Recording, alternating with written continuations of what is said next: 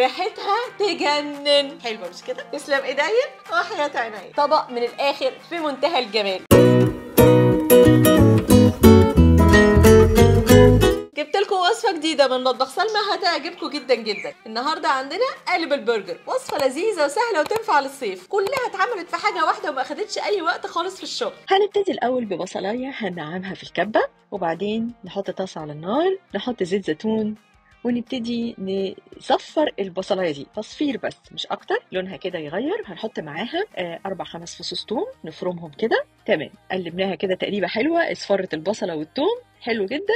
سيبوها بقى على جنب. تعالوا بقى دلوقتي عندنا 4 وحدات من البيتي بان، العيش الفينو بتاع الولاد بتاع المدارس.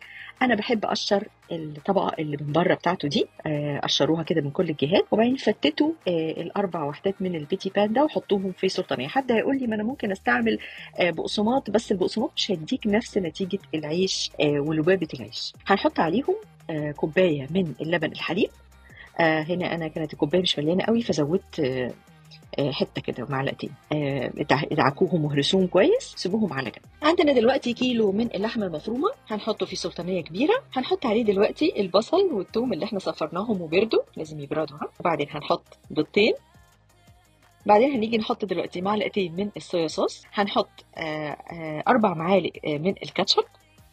وبعدين هنحط معلقه سكر، وهنحط ملح، هنحط فلفل، نص معلقه صغيره من بهارات اللحمه. هنحط كمان شويه زعتر او ريحان او روزماري اللي يعجبكم، وعندنا حبه صغيره من البابريكا. اخر حاجه بقى هنحط لبابه العيش اللي احنا دوبناها في اللبن. بسوا بقى جوانتي وابتدوا بقى دلوقتي اعجنوا كل الكلام ده مع بعض. اعجن اعجن اعجن، يا سلام، بقت عجينه حلوه ومتماسكه. هناخدهم بقى دلوقتي ونحطهم في صينيه قالب الكيك. القالب ده هياخد كل الكميه، بصوا هتبقى كبيره كده.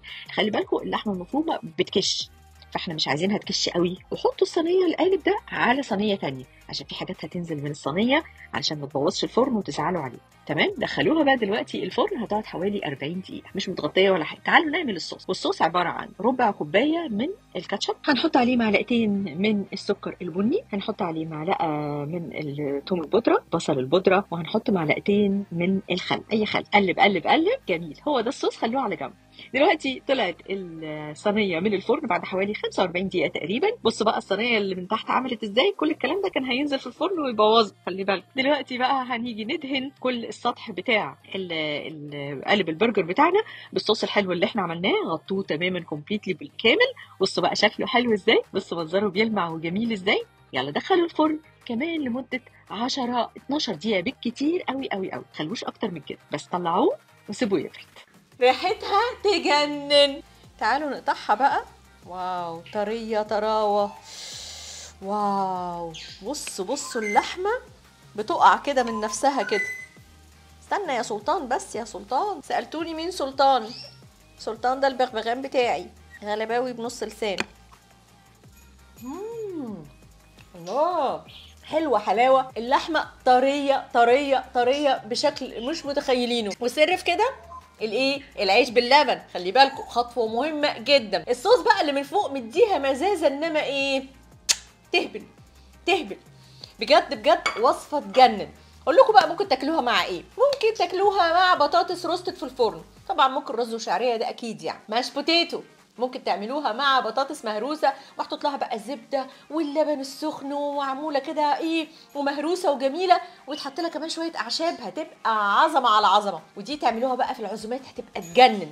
بواقي بقى قالب البرجر ده حطوه في سندوتشات واعملوه تاني يوم للعشاء في الولاد مع شويه شرايح طماطم وخيار مخلل وشويه خس. يهبل.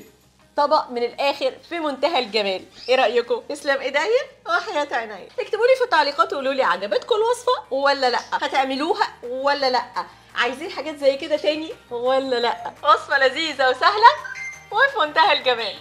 يلا اشوفكم الحلقه الجايه.